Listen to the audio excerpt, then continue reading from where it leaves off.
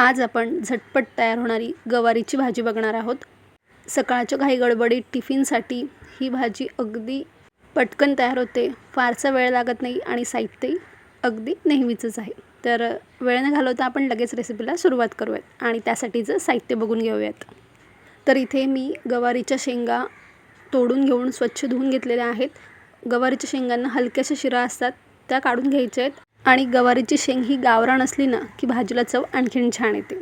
याचं साहित्य बघून घेऊयात. तर इथे मी एक मध्यम आकाराचा कांदा बारीक चिरून घेतलेला आहे, एक टोमॅटो बारीक चिरून घेतलेला आहे, 10 ते 12 लसणाच्या पाकळ्या, 2 चमचे सुकं खोबरं आणि या दोन्हींचं आपल्याला वाटण करून घ्यायचं आहे. दाण्याचं कूट घेतलेलं आहे, एवढंच लागणार नाही आपल्याला, अगदी थोडं आपण वापरणार आहोत. कोथिंबीर आणि गवारीच्या शेंगा. आता आपण खोबरं आणि लसणाचं वाटण करून घेणार आहोत पाणी न घालता. सगळ्यात अगोदर आपण गवारीच्या शेंगा या भाजून घेणार आहोत. गवार भाजून घेतली ना की भाजीला चव अगदी छान येते आणि शिवाय भाजी लवकरही शिजते. आता गवार घातली त्यावर थोडंसं मीठ घालायचं आहे, हे नक्कीच घालायचं आहे. याने काय होतं ना की गवारीच्या आतपर्यंत मीठ छान मुरलं जातं आणि गवार भाजायला फारसा वेळ लागत नाही. अगदी 3 ते 4 मिनटात मध्यम आचेवर छान ती भाजून घ्यायची. हलकेसे तिला डाग आले ना की तोवर भाजून घ्यायची आणि तुम्ही हा जो धूर बघताय ना याने भाजीला छान असा स्मोकी फ्लेवर येतो. तर शेंगा न भाजता अजिबात वापरायच्या नाहीत. अगदी थोड्या वेळात त्या भाजून तयार होतात, त्यामुळे नक्कीच त्या भाजून मगच वापरायच्या.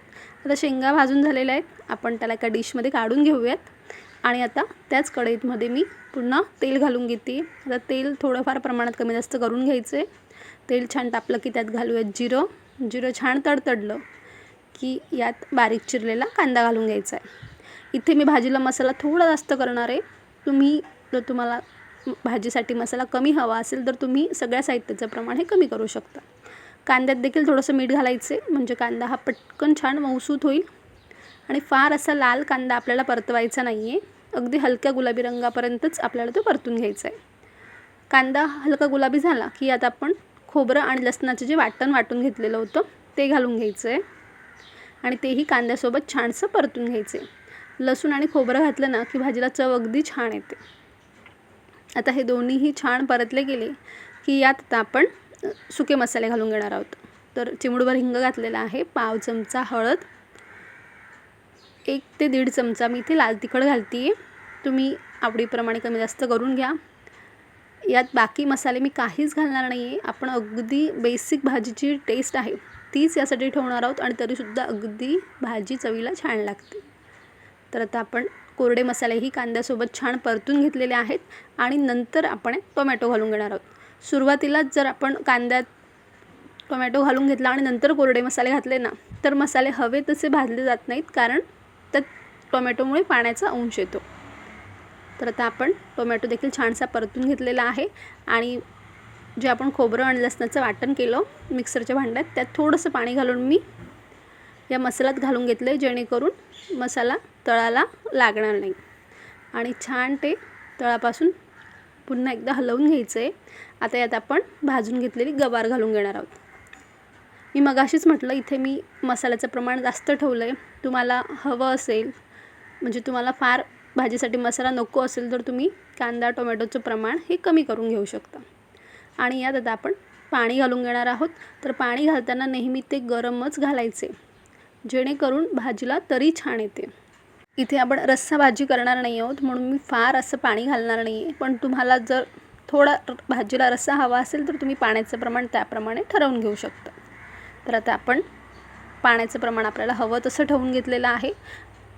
गवारीची शेंगा भाजताना देखील मीठ घातलं होतं, कांद्यात देखील मीठ घातलं होतं, त्यामुळे बेतानेच यात मीठ घालायचं आहे आणि यात अगदी एक लहान चमचाभर मी दाण्याचं कूट घालून घेतले, फार घालायचं नाही.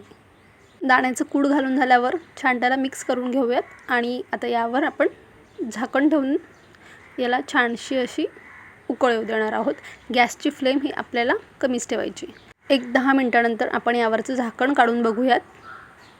तर बघा भाजीची कन्सिस्टन्सी अगदी छान परफेक्ट आली. सुरुवातीलाच फार कोरडी करायची नाही आहे, कारण ती थंड झाल्यावर आणखीन कोरडी होते.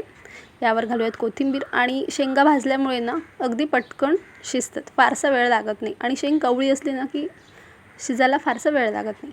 आता यावर कोथिंबीर घातली आहे, पुन्हा एकदा छानसं मिक्स करून घेते. गॅसची फ्लेम बंद करूयात आणि अगदी 10 ते 12 मिनटात मस्त अशी गवारीची भाजी तयार झाली.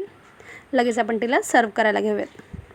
तर तयार आहे अगदी झटपट कमी वेळात होणारी गवारीच्या शेंगांची भाजी.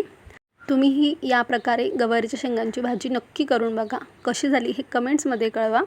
रेसिपी तुम्हाला आवडली असेल तर पटकन व्हिडिओला लाईक करा आणि जास्तीत जास्त व्हिडिओ शेअर करा. आणि अशाच छान छान सोप्या रेसिपीसाठी पटकन मराठी चव चॅनलला सबस्क्राईब करा. पुन्हा भेटूयात छानशा रेसिपीसोबत. तोपर्यंत धन्यवाद.